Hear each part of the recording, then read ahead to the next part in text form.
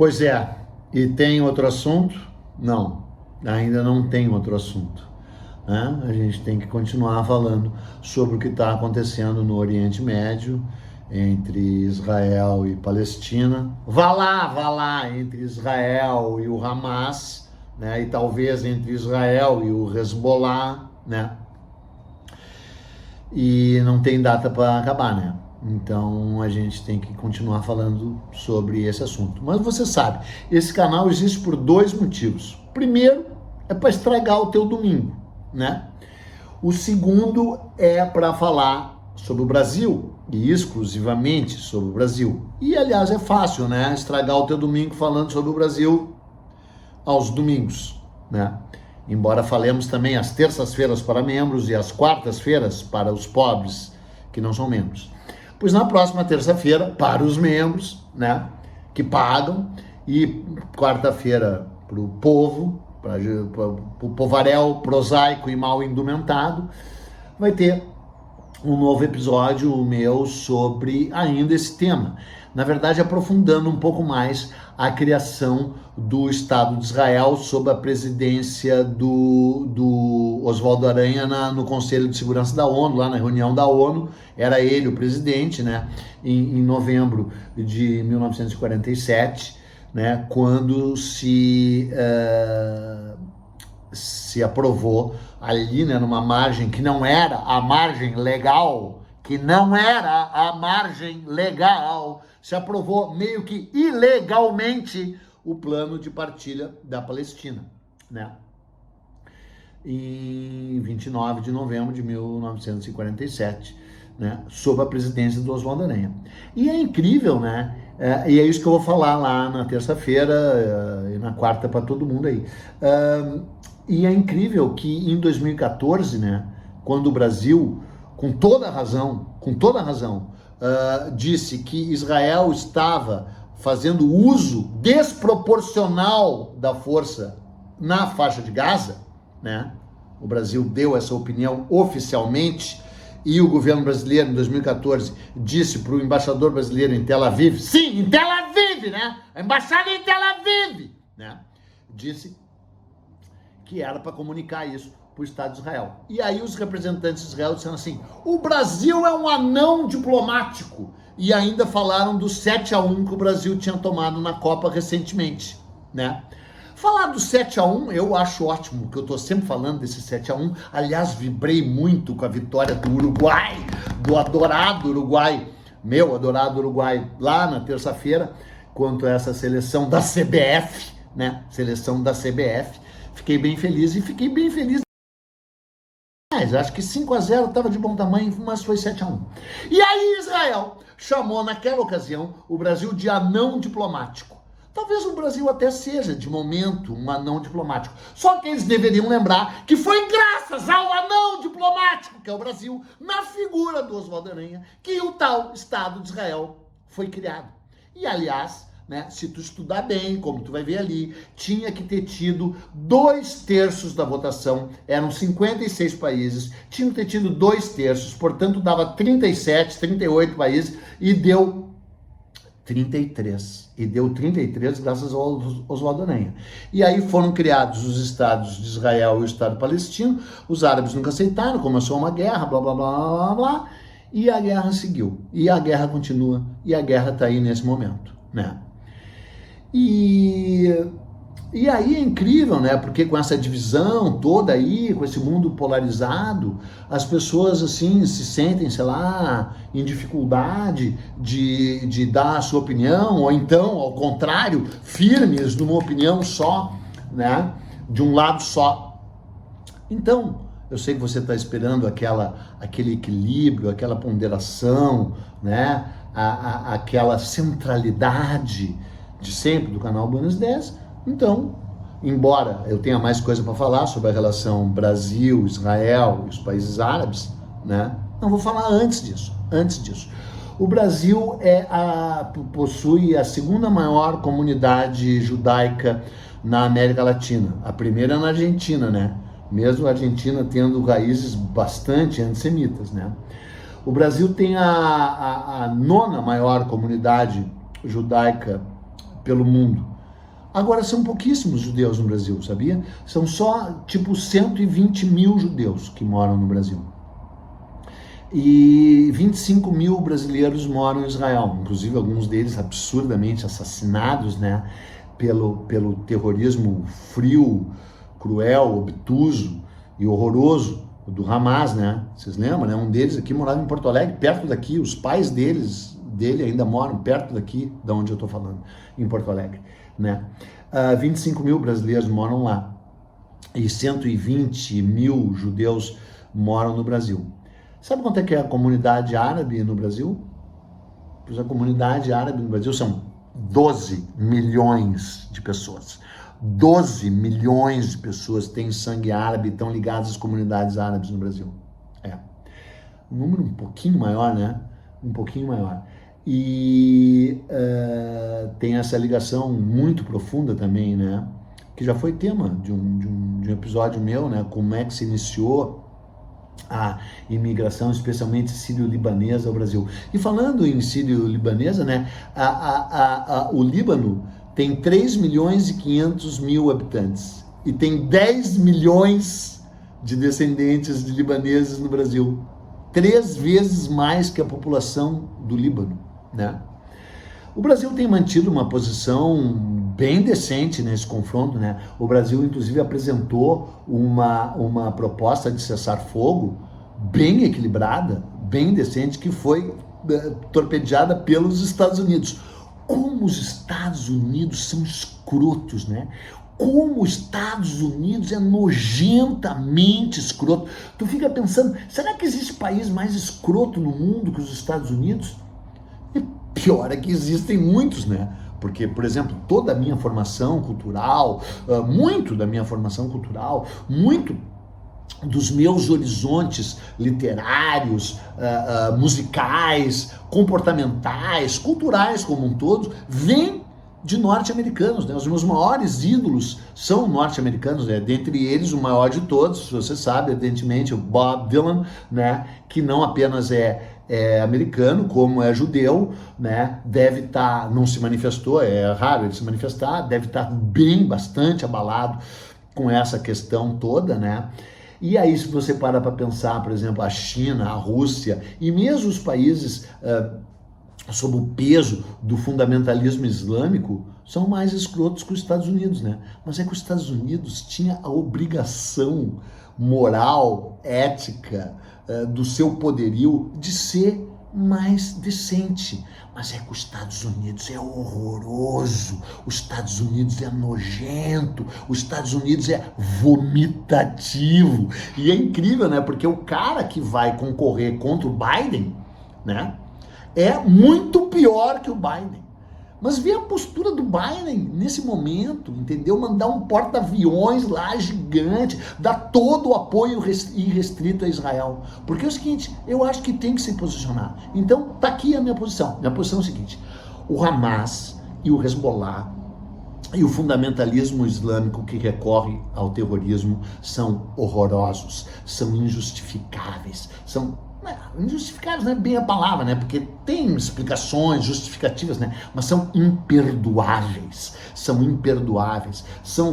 obscurantistas, são perigosos, são nocivos para a humanidade e para todo mundo. Isso é um fato. Agora, tu querer, por causa disso, ignorar que Israel desrespeitou desde o Estado, desde a criação do Estado de Israel, desrespeitou centenas de vezes as determinações da ONU, que ocupou ilegalmente muitos lugares, as colinas de Golã, a Cisjordânia, a própria faixa de Gaza, de onde se retirou faz relativamente pouquíssimo tempo, né, depois de uma ocupação ilegal, né, que provoca, que oprime uma obtusidade, uma ignorância tua. E tu não querer, e as pessoas não dizerem abertamente que um monte de vezes Israel exerce uma espécie de terrorismo de Estado, aí a ignorância é tua. Israel tem o direito de se defender, evidentemente que Israel tem o direito de se defender. Embora, né, quando tu vai estudar ali desde o surgimento do Estado de Israel, a coisa é bem complexa. O Estado de Israel diretamente, repito, ligado a gestão do Oswaldo Aranha e tu vai ver o quanto lá no episódio, o quanto, e é incrível que as pessoas não falem assim com todos os detalhes, o quanto teve a artimanha do Aranha, teve a teia do Aranha na votação que acabou decretando o surgimento do Estado de Israel e do Estado palestino. A Palestina nunca aceitou, os árabes nunca aceitaram, né? Isso também sempre foi um empecilho para a paz, né? E tal. Agora, tu não querer ver que além do óbvio direito de se defender que Israel tem, muitas vezes o uso excessivo da força, que foi o caso lá da declaração do governo brasileiro em 2014, né? E tem muitas outras coisas que eu poderia falar sobre a relação, as relações institucionais Brasil e Israel, né? Por exemplo, porque o Brasil foi um dos primeiros países do mundo, teve entre os 3 primeiros países do mundo a reconhecerem a independência de Israel, que foi proclamada unilateralmente, né, em 14 de maio de 1948, foi o Brasil, no dia 9 de fevereiro, decora as datas, no dia 9 de fevereiro de 1949, né? O primeiro presidente brasileiro a visitar Israel foi o Juscelino Kubitschek, mas ele já foi como ex-presidente. O primeiro presidente em exercício a visitar Israel foi o Lula, porque tu sabe que o Lula não gosta de viajar, o Lula prefere ficar no Brasil, entendeu? Circunscrever. O Brasil tem vários problemas, como ele sabe, todo domingo ele vê aqui os problemas do Brasil no canal Buenas Ideias, então ele procura não viajar muito, porque, né, afinal... Mas ele viaja de vez em quando, e aí gasta pouco, inclusive, quando viaja. E foi a Israel em 2011, eu acho. Depois, o segundo presidente brasileiro aí foi o Bozo, né? E lá em Israel, no Museu do Holocausto, ele declarou que o nazismo era de esquerda, tu lembra? E aí, quando essa excrescência, quando esse ser desprezível, repugnante, vomitativo, que vai pro inferno, vai arder eternamente nas chamas do inferno, esse tal Netanyahu, né? E de novo, eu gosto de repetir o cara lá que rompeu os ligamentos, coitado, rompeu os ligamentos cruzados do joelho, eu tô com tanta pena, né? O jogador, o Kaikai, aquele bababá, que passou 3 anos lesionado, tu viu? Somando tudo, dá 1.700 dias lesionado, esse cara, e aquele surfista de bosta, né? Os dois ligaram pra ele, tu lembra? Oi, Bibi, tu lembra? Pois é, esse Bibi, esse ser desprezível, né, que pelo menos a carreira, e que não representa plenamente Israel, né, foi eleito, mas foram umas eleições bem tumultuadas, né, ele chegou ali ao poder, né, como primeiro-ministro por meio de 1000 conchavos, porque ele não tem quase a maioria lá. Ele não tem a maioria lá. Inclusive, antes de estourar essa guerra, durante 3 meses seguidos, a população de Israel saiu às ruas contra ele. Assim como o Hamas não representa a Palestina, ele não representa Israel. Claro que ele representa Israel mais do que o Hamas representa a Palestina, porque o Hamas é apoiado por 20% da população da Palestina, talvez nem isso. O Hamas tomou o poder democraticamente, mas conspurcou, né, e acabou com a democracia na região ali, né, acabou inclusive com o Fatah, que é o outro partido lá que até quer paz com Israel e tal, né? O Hamas quer a extinção do Estado de Israel, portanto, né? Vê que demência, né? Desses caras e que perigo que eles representam, né? Para a paz mundial, né? Mas o Netanyahu também não representa explicitamente Israel, representa uma tendência horrível, horrorosa de Israel, porque parece que não pode falar nada de Israel, né? Porque a Universidade de Harvard, essa semana, publicou um manifesto equilibrado, ponderado, e aí perdeu bilhões em financiamentos de bilionários judeus que cancelaram o dinheiro lá para Harvard. Pode cancelar o dinheiro aqui também, cancela o dinheiro aqui, faz uma campanha contra aqui o canal Buenas Ideias, pode fazer. Puxa a corda para te ver como é que é. Puxa a corda. Porque tudo que eu tô falando é com base real e concreta. Não é só uma opinião minha. Claro que tem o condimento do meu posicionamento, da minha histeria, da minha linguagem corporal, desse som horroroso da minha voz. Mas tu parar para analisar friamente o conteúdo do que eu tô falando, é esse aí. E aí o tal Netanyahu veio ao Brasil, né, em 2018. Foi recebido já no aeroporto pelo Eduardo Bolsonaro e pelo Marcelo Crivella. Olha com que tipo de gente que esse cara se dá. Com Eduardo Bolsonaro e Marcelo Crivella. Daí foi para uma reunião no Forte de Copacabana com o Bozo, com aquele repugnante daquele Paulo Guedes e com o Ernesto Araújo e com o ministro da Defesa, o tal Fernando, não sei das quantas, aquele lá, né, ligado às articulações golpistas. Então é com esse tipo de gente que eles se dão. É esse tipo de gente que esse Netanyahu representa. E aí tu fica surpreso que o Biden também, na verdade, né? Se bem que, claro, a questão do Biden é outra, né? Porque ninguém se elege nos Estados Unidos sem o apoio da comunidade judaica lá, que é, infelizmente, uma comunidade bem reacionária na sua essência, né? Embora levando sempre em consideração dos grandes heróis rebeldes judeus, né, cara? Lembrando que, por exemplo, o Trotsky era judeu, né? E tal. Aliás, o Einstein tem uma ligação com o Brasil, né? O Einstein solicitou